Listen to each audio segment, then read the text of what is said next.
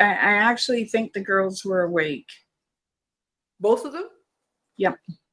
And I think Allison, deer in headlight sort of idea. Okay, yeah. And whereas Dawn, being older, she might have tried to struggle with them or with him, but still, back then, women weren't really taught how to defend themselves. Do you get a sense from those caskets? I mean, I'm going to be... No, they're dead. They died and stayed where they were. I don't see their bodies maybe in the casket, but I don't feel the essence of them. Okay. But there is one thing. It's the idea that we're still a family. Okay, that they're all together except for the one. Welcome to Seeing Dead People, the slow burn storytelling podcast where our host, Nicola, challenges her psychic friend Darcy to communicate with the dead and unravel historical ghost stories, unsolved true crime mysteries, and all things paranormal. If you want to be spooked, amazed, and entertained, stick around for an astonishing, deep dive convo with the spirits on the other side. Radio Sydney presents Seeing Dead People, Episode 50, The Amityville Horror Part 1, The Witching Hour Massacre.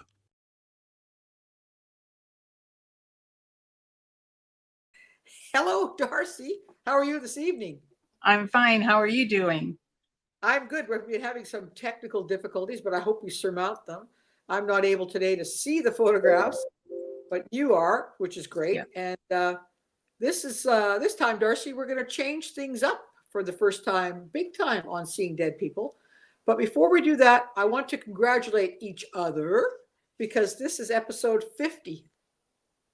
Wow. Okay, now, and I never would have thought we would get to 50 episodes of Seeing Dead People. It's fantastic. Me neither.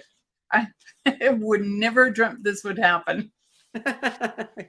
That's good. Well, it's been a fun journey to 50, and we've decided to try something different in this episode. In the past, Darcy, I have kept everything in the dark, held you back, held the information back, the photographs back, the title back, my narrative back until the last minute, and you've only seen it literally at the last minute, and therefore have been scrambling to catch up and have done amazingly well with your insights and intuition as to what's going on, and often get ahead of the story before I've even told you. This time we were decided to let you in on the secret right up front and see if we can have more of a wider ranging discussion about the incident or the mystery that we're discussing, and to see, by having some advanced involvement and chance to look at photographs and a chance to look at some of my narrative, to see what else you might develop in your intuition. So What do you think about that? Well, I think anything's game the first time, and if we don't like it, we'll go back to the old way. That's a perfect attitude. Okay. Well, today our episode is going to be really a two-part episode. We're going to play it in two separate shows in the future. It will focus on this episode today. Both of them actually going to focus on one of the most famous horror franchises in U.S. history. And it's as a result of the events that originally occurred to the DeFeo family in Amityville. So I'm sure we have all heard about the Amityville horror, right? Yes, I'm certain. This is a town on Long Island in New York State. And for the first time, I'm going to name the title as well as in part of our discussion, because you never get to know the title until it's actually produced. So today we're calling the show Amityville Horror Part 1, The Witching Hour Massacre. Okay. Okay. Now, before we get into anything, you've had a chance, I hope, to have a quick look at least at the photographs and have a sense of what I've written. What's coming to you now? Well, it brings back a memory of childhood when I went to the OK Corral Theater with my dad, so drive-in theater.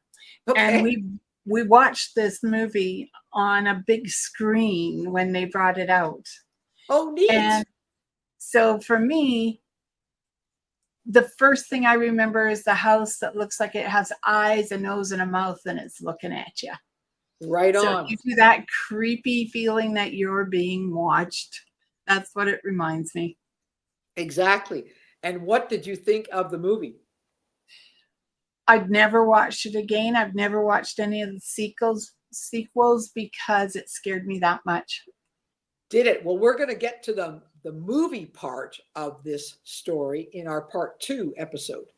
Okay. Yeah, that it is a frightening movie, and you're right. The house is iconic. It's our first photograph. The look of the house, it's a Dutch colonial, 3 stories on the water in Long Island, and that quarter arch window, the pair of quarter arch windows, and then the look of the house having a face. It's really something that stands out. Yes. So it's the house is number 112 Ocean Avenue. Gives you a hint it's obviously on the water.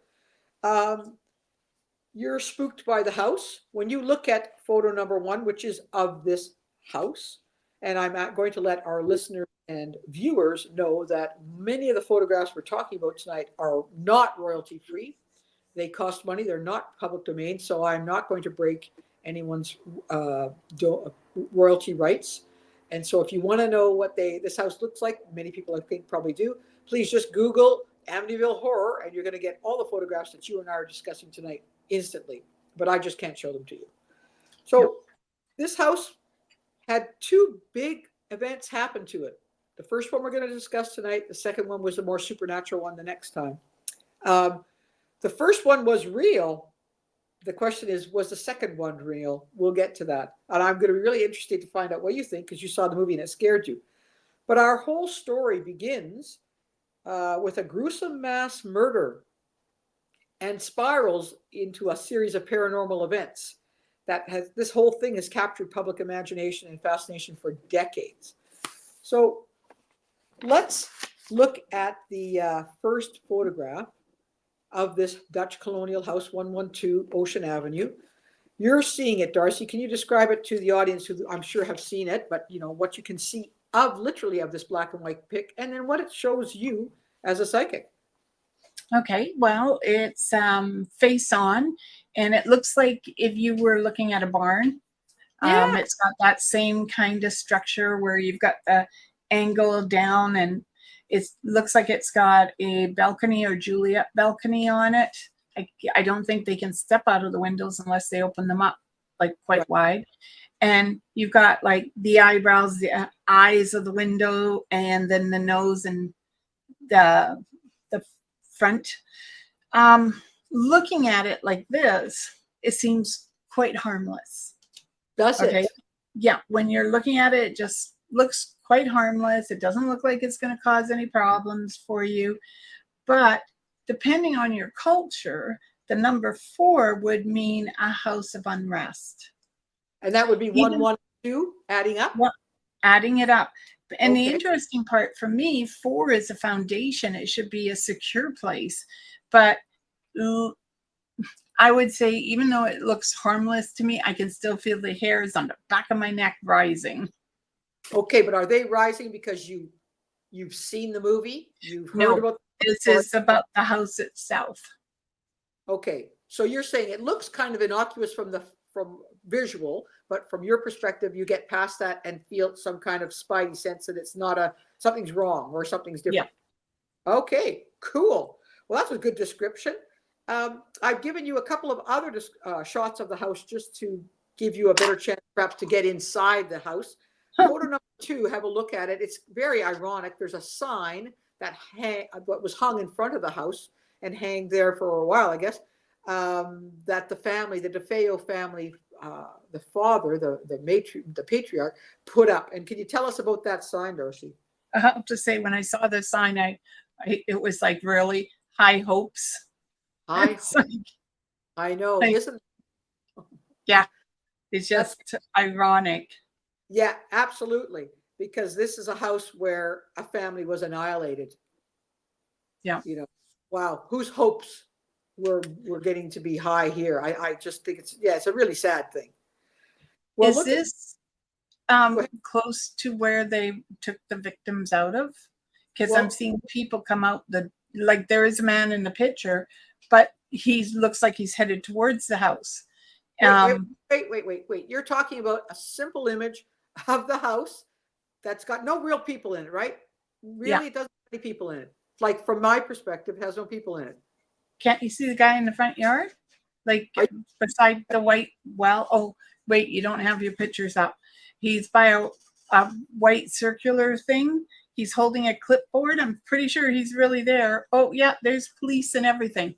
Okay, what photo are you on? 2. 2 High Hopes photo Yeah, has people in it. yeah. Okay, I'll believe you. I can't see the darn thing, but so they're real people. You're saying it's not you seeing people. No, they're real people, but it felt like they're getting ready to go in to bring people out, is what it feels like. Oh, okay. Well, could very well be. Have a look at the third photo, which is just a slightly different angle. It's got the house on a bit of a slant. I don't know if Yeah. that helps get a better sense of the house rather than just staring into those, quarter frame eyes. Well, again, the house looks harmless, but there's this, I don't know whether to call it an aura, an energy around it, but somehow the High Hopes doesn't. I think of a Disney movie when they say High Hopes, like the little dwarfs coming from work. Exactly, singing their little song. Yep. Yeah, but Oh. that's not how I see this. No, sadly, it's a not at all how it worked out for the family. Okay, well then have a look at number 4. And this is number 4 is a picture with people in it. It's indicative of what happened in this house. Can you describe what's going on in this picture for us? It looks like they are removing the body. There's a policeman standing on the doorstep in front of the house, not to the side, the face-on view, but the actual entrance. And it looks like they've got a body bag. It must be the man, because they seem to be straining to lift him, or it's maybe 2 people in one bag, but it looks heavy. When you look at that and you look at that body bag, do you get a sense of the person It inside? felt like it's like a boy or a man, like maybe older than 7 but younger than 20 is what it feels like. Okay. Oh, interesting. Well, as we know, and we're not keeping anything secret here, we know 2 boys, 2 girls, and parents were murdered here, right? So a boy about age, I think it's 9 and 7. There are 2 boys roughly those ages. So one of those boys you're thinking might be, well, obviously one of the family is in that body bag. I just wondered what sense you got from it. Well, to me, it's male. So if the father's been killed, but I thought the father's the one who, no, that was different. So it must be the father because of the weight of the bag. Okay. Because it looks like a man. Okay. Well, the father, and then you've seen a pic of him. He's a pretty heavy set dude. So Yeah. Be a larger person in that bag. I agree. Well, look at photo number 6. This is also a shot of a body being loaded into a van. I don't know if it's the same body, whether you can tell or not. No, it looks different. It feels different. This one feels more feminine. A lot of fear attached to it. Funny, because I'm not 100% sure they were really even awake when this happened. Something about, like, I feel sort of drugged. Do you? Yeah. When you say drugged, and you use 2 different terms there. You said you're not sure that they were awake when this happened, and then you said drugged. So you could be sleeping and be shot, therefore not. You could be drugged and a little bit either unconscious. You could be unconsciously drugged. Okay, then I wouldn't call that sleeping, but you're unconscious. Or you could be drugged and conscious. What do you think it is of those 3 possibilities? I strangely enough am going with drug and conscious. So you think they were deliberately drugged? They were conscious, but what couldn't? You're feeling what, a reaction to that, or Yeah, like I can't do anything. It's not the fear, being frozen by fear. No, this is different.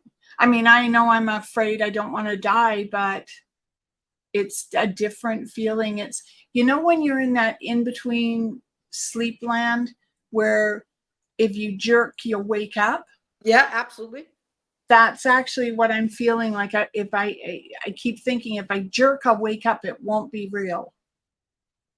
And now you're speaking almost in the persona of someone experiencing this exact event.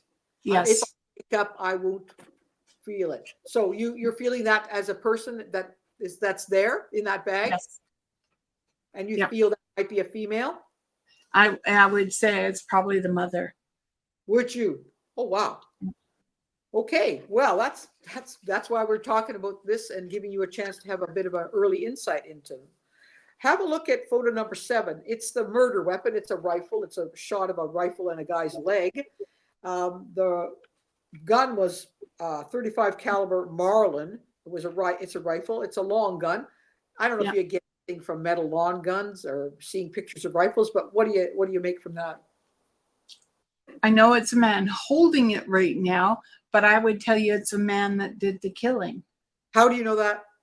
Because I tried to disassociate the man holding the gun to who would have held the gun. And to me, this is male who held the gun. Again, I'm going to go 17 to 35. And well, we don't know that, but is there any possibility this man used to live in this house? Well, yes, he's the eldest son. Oh, okay. See, I didn't read your whole scenario, so Yeah. okay. Yeah. So So all right. well, I'm telling you, there was the eldest son, and he was in the end considered to be the killer. And he is in that right age. He's 25 or was 23 at the time. But when you're talking about being able to sense this, distancing yourself from the man holding the rifle to the man who you felt held the rifle and conducted the murders, and an age thing, what are you actually getting to give you those kind of clues?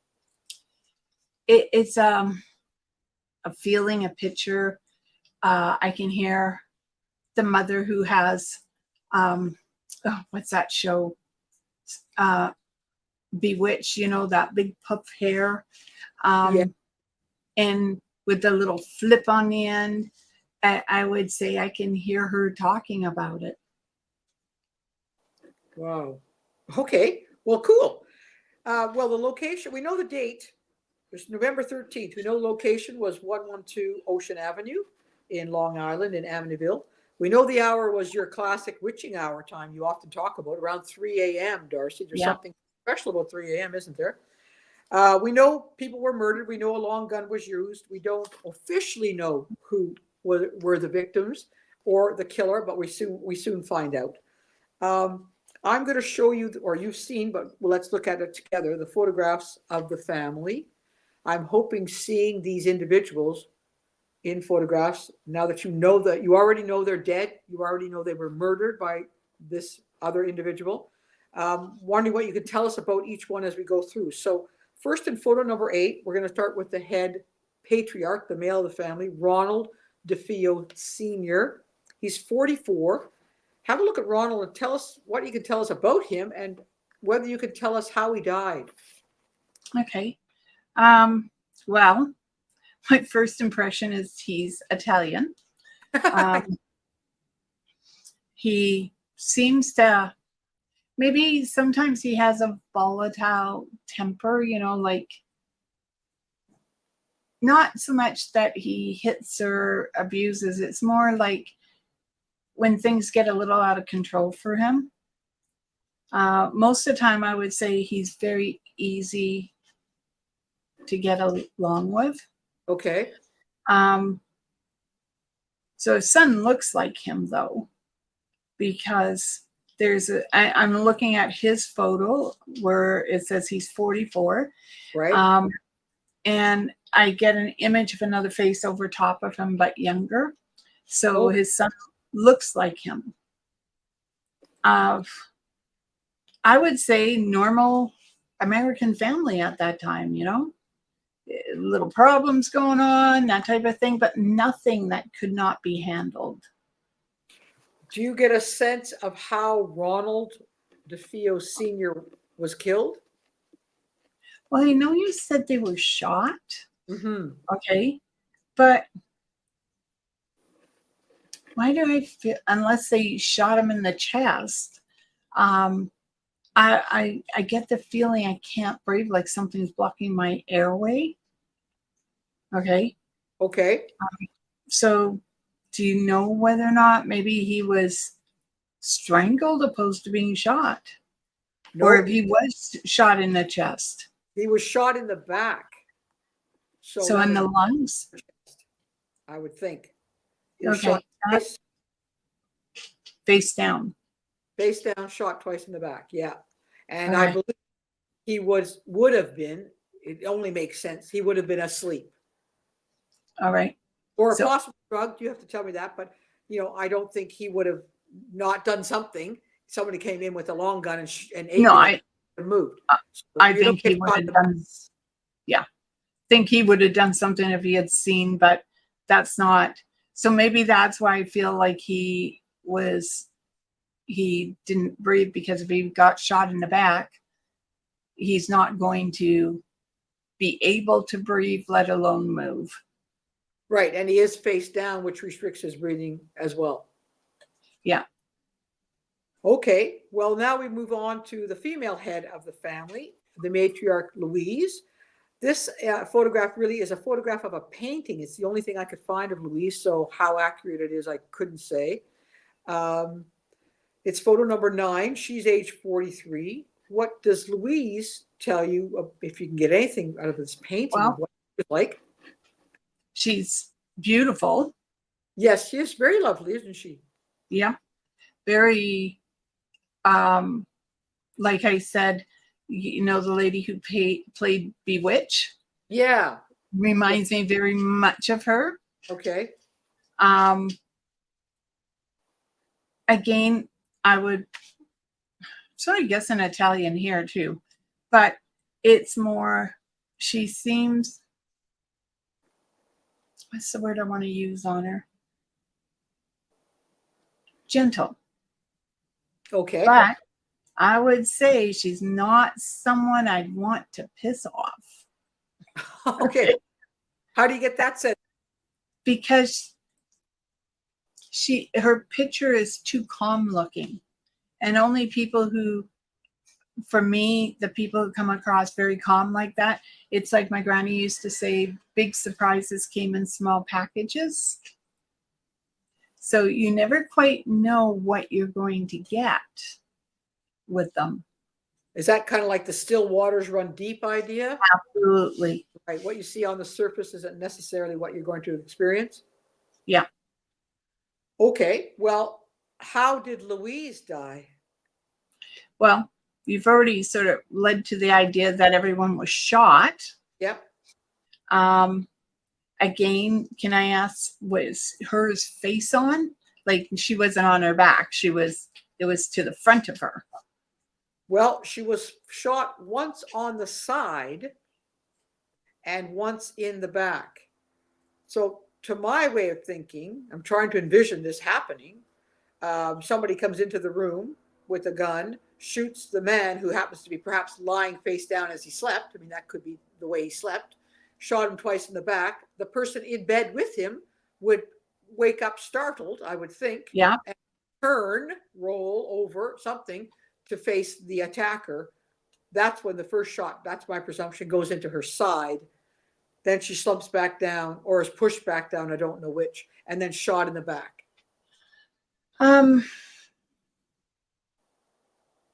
Or Okay. they shot her in the side and it went out the back. Well, she was shot twice. Both She was parents shot. twice, yeah. Okay. I would tell you that. Okay. I'll give it to them. I keep thinking that there's something wrong with that picture. Like, I definitely feel startled Okay. Like, what is going on here? So I will give her the fact that she was startled, woken up, but something else is here because I don't hear her crying out. Well, perhaps, I mean, I'm trying to imagine how, again, this is what we'll be discussing as the next murders continue, how quickly this happened. I guess Yeah. if you were a cold-blooded, sociopathic, whatever person, then I would think you'd have to be kind of that personality to do this. You would go boom, boom to the father. The mother Yeah. would roll as you're going boom, boom to the mother. Like almost within 2 seconds, they would both be gone. Well, yeah, one would think so. So she wouldn't have had much chance to cry out, I don't think. So, but there are like, so there's 4 kids altogether, right? Correct? Okay. And Well, 4 kids that are murdered. 4 kids that are, so there's 5 children Correct. altogether. Yeah. All right. So, is the one who did the killing, is he like a Ronald Jr.? Absolutely. He is Ronald Jr. DeFeo. Oh, Exactly. okay. Yeah. Because that's why he looks like his dad, because he even has the same name. Right. He sure does. Okay. Okay. So we now have the 2 parents put down very quickly. What does Ronald, because I think we might as well accept, we both know it is Ronald DeFeo Jr. What does Ronald do next? Well, I would think he goes to kill his siblings. Right. Now, do you get a sense of which pair? The boys sleep in one room and the girls sleep in another room. I don't know if you get a chance to read the narrative, so you don't know the sequence, but just now we can ask you, just out of curiosity, Okay. what do you think? Who do you think is targeted next? It might just be the layout of the house. I don't know why that happened, but I'm just curious. think I'm going to go for the ones that may cause a stir first. So that would be the boys. But I keep thinking that the girl got killed before a boy. No, you're right from your first instinct. The boys first. There's Mark, age 12, and you can see there's a sort of a blurry newspaper photograph of him. If you can just go Mark for us. Yep. He's young. He looks a little, I think he looks a little more bushy eyebrows, like it. Well, he's got even bushier, like lots of hair. Looks like he's wearing either a Sunday suit or, a suit and tie for a school picture. Usual look of a 12-year-old boy, So he got shot once. Yeah, he got shot once. All the kids got shot once. Correct. All the kids got shot once. So just out of curiosity, a mother and a girl weren't awake? Or was it 2 girls that were awake?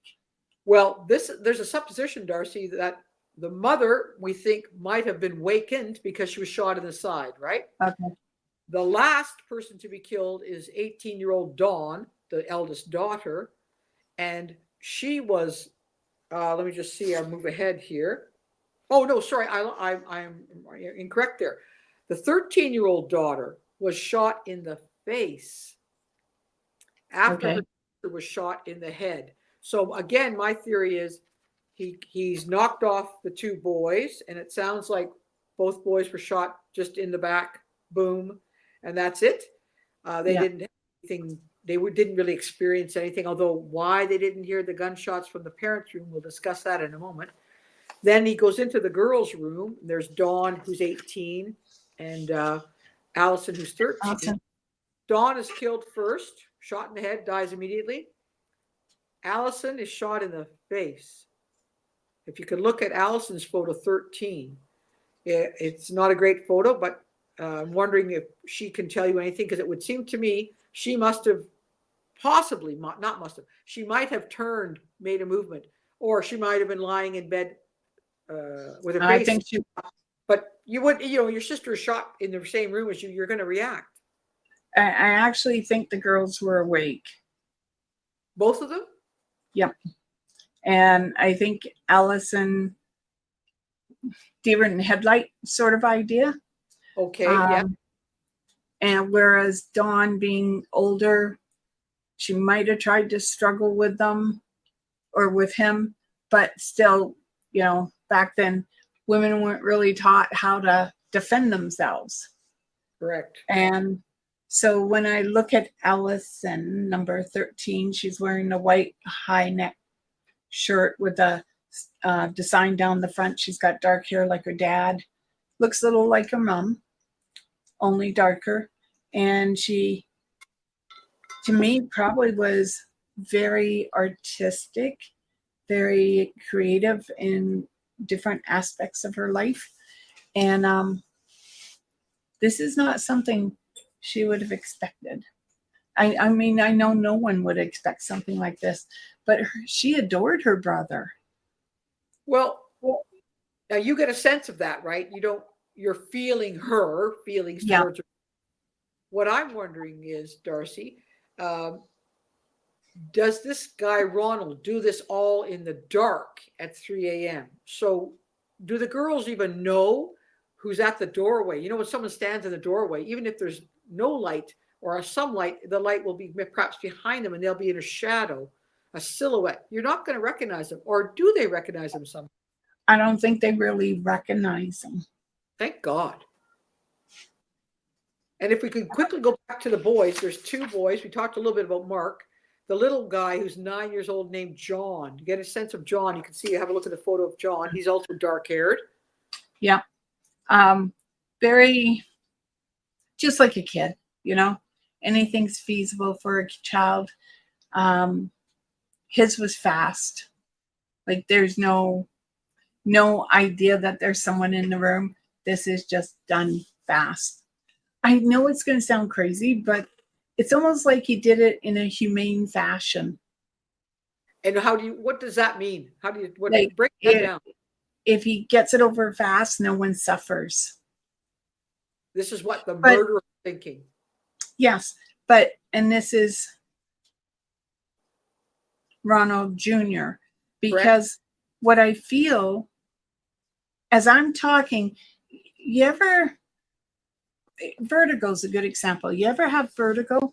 Yes. Okay, you know that feeling where you don't really feel like you've got a stable platform beneath you? Absolutely. That is what I'm feeling when we talk about this. Well, who's that? This is Ronald, because it's from his perspective. It's almost like he's frantic. I know he's not foaming at the mouth, but that's a good description. Okay. Well, that's interesting. We brought him in. I want you to explore him a little bit more. But before we do that, I just wanted to talk a bit about the elder gal, Dawn. Do you get any sense about her? To me, she was free spirit. She wanted to branch out and do things for herself. Again, she was like chomping at the bit to move forward, but she's a fighter. Okay. She would defend her family. If she could, she would, even though she is not physically equipped to do so. And I realize I'm going to have a lot of people go, what do you mean? Women can do whatever. But at that time frame, I'm stating it again, women were not taught to defend themselves. And she's to me, very easygoing, very likable, someone you actually would like to be around. Okay. Well, that's a shame that she's no longer here and didn't get to do her dreams. Well, then let's go back to your feelings and experiences with the actual murderer himself. So you were saying he's frantic. Can you put yourself into his shoes and walk us through these 3 sets of killings? In other words, 3 rooms of killings, 6 murders? Okay. It's like he thinks he's removing I'm thinking he was a little psychotic, because it's like I'm trying to put these people out of their misery so nothing can happen to them. So you think he had disassociation? That's the word I'm looking for. There is a disassociation to who he is and what he's doing. Okay. If he's dissociated, though, does he know then these are his family? No. I'm thinking he may be more on the incline of their intruders.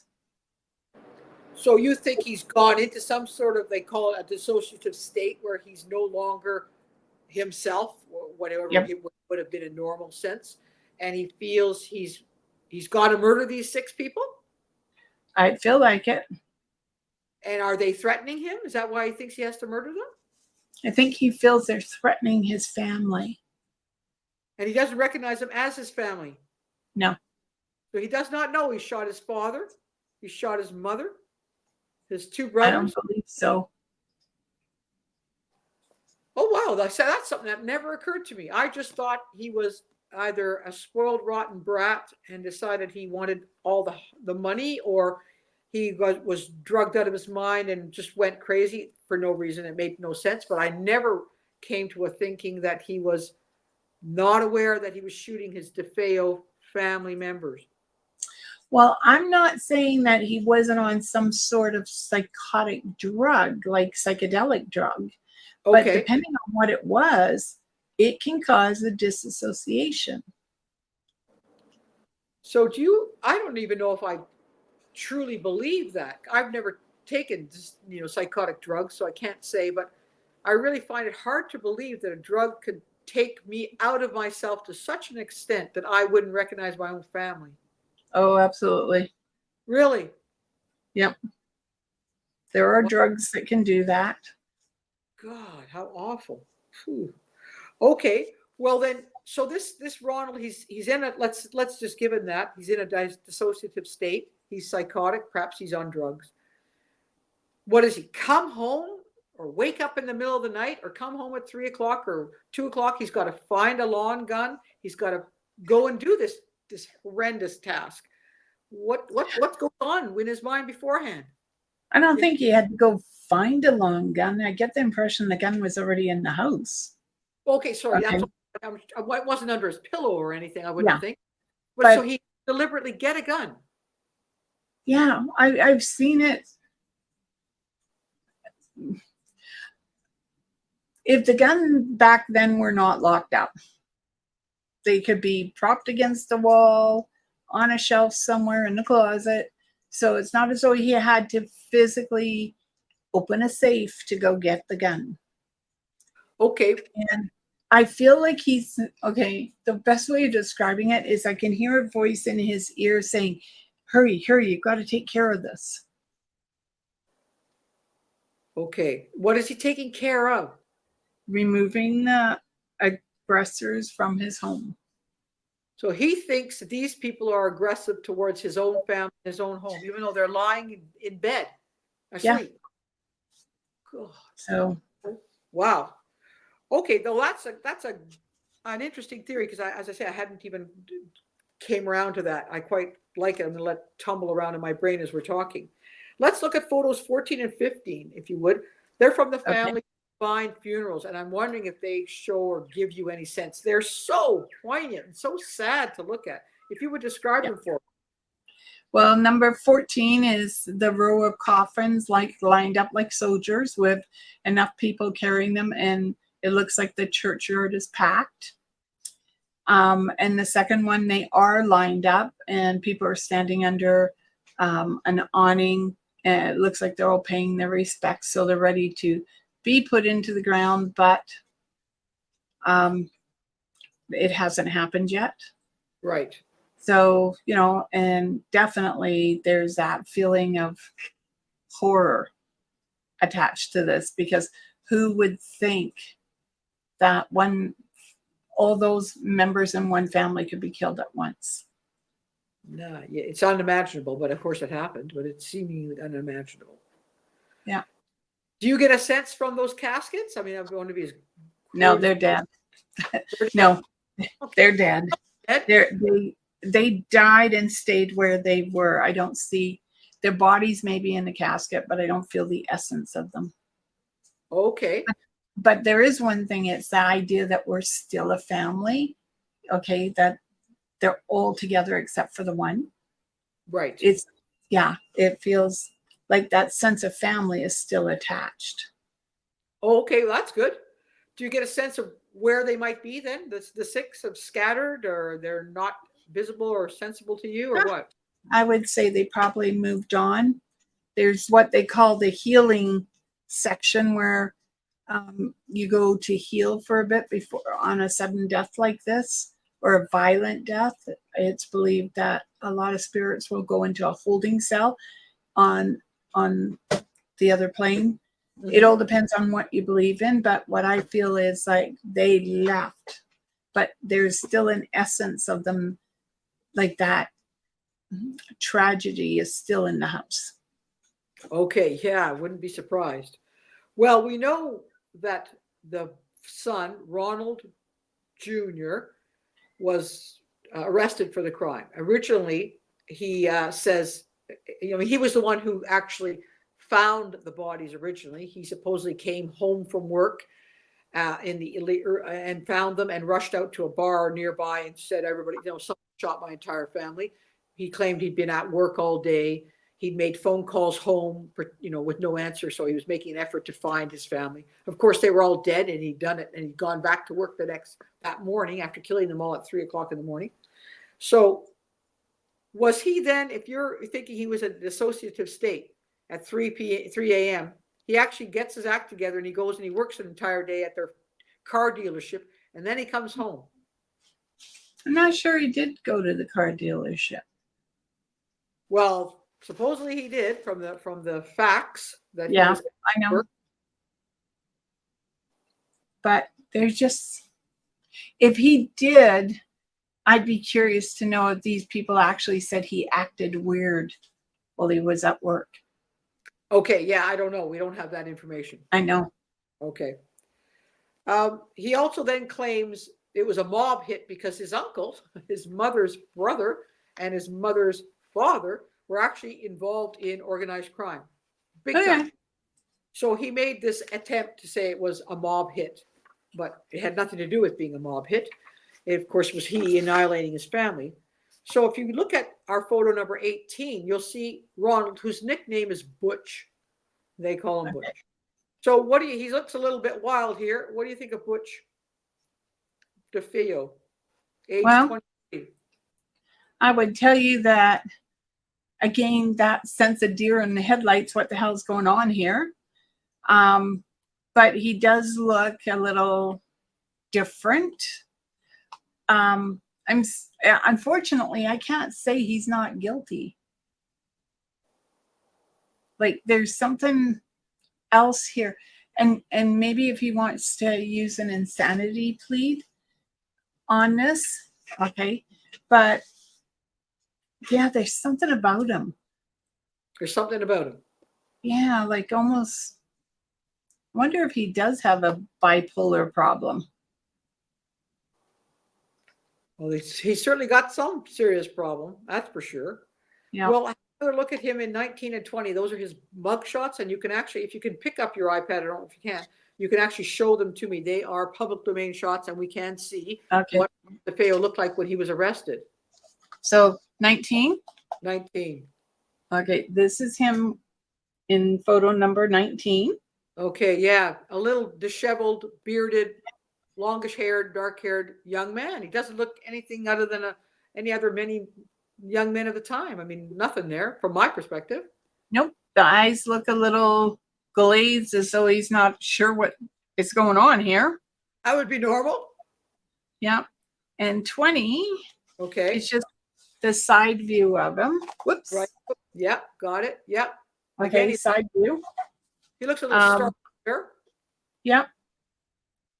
But still, to look at him, you would not think that he would have killed his family. He doesn't look like the type. So do you get anything from those photographs to show us that he did do this? Well, not until, okay, I went back to 17. Okay. And when I look at 17, it's almost like there's something on him, attached to him. Can you describe 17 for us? Well, there's the number 84 to the side. He still has his longish hair. Looks like he's wearing, is it the same, yep, jumpsuit. His mouth's open, but his eyes, it's like he wants to say something, but I don't know if he's trying to say it. But then I feel this other energy attached to him. Ah, okay. So that's what I'm saying. I wonder if he was bipolar. Okay, well, what does the other energy mean? Lifeless. Like, I know he's functioning, he's breathing, but there's this blank feeling about him. That's what I want to say. Okay, so that's not the same thing as other energy. Are you saying there's no energy about him? Yeah, like there's no real person inside of him. Ooh. So he's blank inside. That's what it feels like. There's, okay, I guess that would be a sociopath, right? Or a psychopath. That's kind of a psychopath or a sociopath. Yeah, they're very similar, I believe. Yeah, it's like, yeah, there's nothing. Like, I don't feel nothing. I don't feel sad. I don't feel guilty. I don't feel anything. Okay, well then why do you think then in his dissociative state, he felt he had to attack these aggressors to protect his family? Because if he's a true sociopath or psychopath, then he was eliminating this energy from the world. But are you saying he didn't ever care for his family, you don't think? Oh, no, I think he did, because if you go back to photo number, I think that's number, I don't know if it's 16, where you have the 5 kids together. Yeah, yeah. They all look like they're happy. They all look like, mind you, when I look at him, everyone else seems to be leaning forward and he's leaning to the side as though he's taking himself out of the picture. Now, it could just be holding on to something. We hadn't really looked at this photograph, but it's a good one because it does show all the children together. And the 3 younger ones are in the back, and then Dawn and he are in the front. Yeah, and there's like, it's like he's more to the side, where the 3 kids in the back are all leaning towards each other, to the youngest. Dawn is almost like the matriarch of this group of children. Okay. And there he is. Like, you think he's the odd man out, kind of? Yeah. Okay. But he looks happy. So I don't know. I just feel there's something strange about him. And then if you go to 21, yeah, you can feel it again. Like there's this blank expression on his face. Okay. Well, tell us about photo number 21. Well, he still has the full beard and he's got the dark hair, but it's cut a little shorter. I'm thinking he's sitting in a courtroom by the looks of it. Yeah. I'm guessing on that. And it's like, there's nothing there. There's no expression. He still looks young, given he's probably been in jail for a while. Yeah. Now this is, I think, one of his parole hearings. He never made parole, thank goodness. He should never have made parole. So he claimed a number of reasons for the killings. First, the mob attack. Then he came up with this. These are, some in short, immediately after the event, and then some a little bit later. But he blamed his sister Dawn. Said she was the killer, and he was trying to defend the family and accidentally shot her while she was trying to kill the family. So yeah, I think that's ridiculous. Then he blames his father. Says his father was terribly abusive towards him. Yeah, I think, his dad's Italian. I know that's no excuse, but I'm not feeling an abusive family. I don't feel like abused children. Okay. So he was tried and convicted at age 24 for the 6 counts of second-degree murder. His defense tried to say he was insane. He heard voices. He was demonized. He was possessed. He was pushed to kill his family by others, inside his head. What do you think of all that bunk? Well, I did hear something in his head saying, you've got to do it. You got to do it. So short of him talking to himself, maybe he did hear something. Which do you think is more likely, that he's talking to himself, because we always do, or that he actually supposedly was hearing something? Maybe a little of both. Okay. Well, the jury rejected all his defenses and said he was guilty, and he was sentenced to 6 concurrent life sentences, and he died in prison at age 69 just in 2012. Wow. So there have been, if you can imagine, this has been a very complicated and controversial series of murders. A horrific idea that a family member would kill his own family, obviously very horrendous. But the fact that they weren't drugged, Darcy, the corpses were examined, they had autopsies, they were not drugged. And there was no silencer found. The gun was found, the clothes were found, everything had been hidden but was found. So no silencer. So again, how could this happen, that he could shoot 6 people? He had to, I don't know, the house was 3 stories. I'm sure most of the bedrooms, if not all, were on the 3rd floor. So perhaps he might have gone to 1 floor and moved to 1 floor only. But, one room to another room, depending on the proximity, may not take that much time. But do you honestly think that none of those 6 people had a sense of this happening before they were shot? No. Really? Yeah. Do you think it's because did he just handle it so quickly? I think so. They didn't even have time to sort of react at all. They just, I feel like the 2 girls might have reacted. That's why Dawn got shot in the face, right? Allison got shot in the face, and in the struggle, Dawn got shot too. So yeah. I think maybe the girls felt something or heard something, because I feel startled with them. But as for the boys and the parents, no.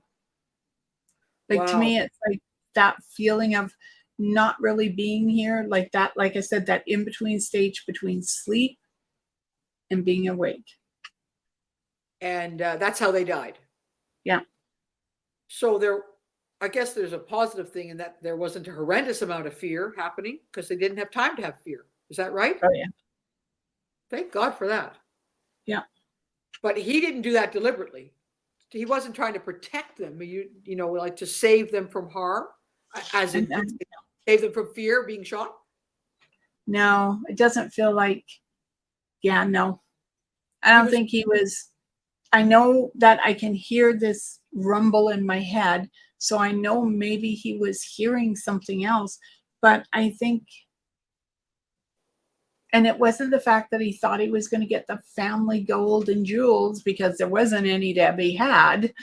I just feel like there's this split between who he is and who he was.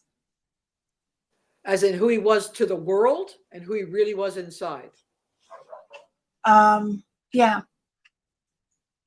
The best way of describing it for me, so I know what I'm talking about, is I know of a person who would sleepwalk, and they'd get up and they would turn all the lights on in the house, do the dishes, and leave them on the counter.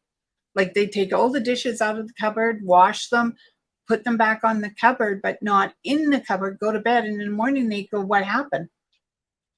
Honestly. Wow. The things that can go on in the mind, it's quite remarkable.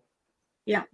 So that's dissociative. I mean, you're sleepwalking. You must be in I don't know if it's a medical term, dissociative state for sleepwalking, but you aren't yourself. No. Or what we know of yourself. Yeah. You're acting on another level. Yeah. Did Ronald Jr., feel any remorse? When I look at his pictures, I don't feel that. Wow. Okay. I don't feel it. I feel blank. Did he feel he deserved to be caught and put in prison for life? Don't feel that either. Just nothing there. No, because it is like, as far as he's concerned, he didn't do it. He doesn't think he did it. No. Who does he think did it? Someone else. That's what I keep feeling. this is because someone told me to do it. I didn't do it. Someone told me it had to be done. But whoever the person was that did it wasn't him in his head. So someone told him to kill his family, and he did it. But because he was told, he doesn't believe he was the one who actually did the killings? They did not tell him to kill his family. They told him to kill the intruders. Oh, thanks for the correction. Someone told him to kill the intruders in his house. Yes. And you used a good verb earlier. You said he was frantic. Yeah. It's like, you know how you got to get it done in a timely fashion, because if you don't, there could be repercussions. Well, he sure did get it done in a timely fashion, because he managed to kill 6 people with really the last 2 barely knowing what was going on. Yeah. So it must have been incredibly quick. So he went to prison, honestly thinking he didn't really pull the trigger. In his mind, no. God, he must have been pretty frustrated being in jail for the rest of his days. Well, that's why he kept trying for the appeals. He did, and he never stopped. You're right. Yeah. Okay. Well, that's really interesting, Darcy. That's you came up with a whole different approach to how this happened and why it happened. So that, as always, very interesting. I don't know where you get this stuff. It's amazing. So Nicola and Darcy have examined and brought to light a number of new and intriguing elements involved in the witching hour massacre of the DeFeo family.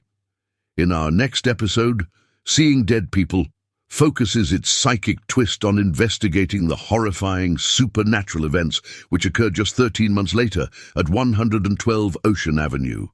The Lutz family were haunted, terrified, and defeated during 28 days in hell. Or were they? The Amityville Horror, Part 2.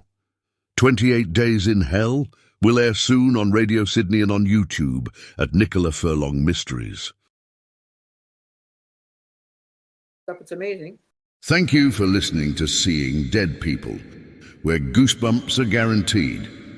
We would love to hear from you with questions for Darcy about her psychic process or suggestions for other mystifying situations you would like us to investigate. Please shoot us an email to info@radiosydney.ca with Seeing Dead People in the subject line.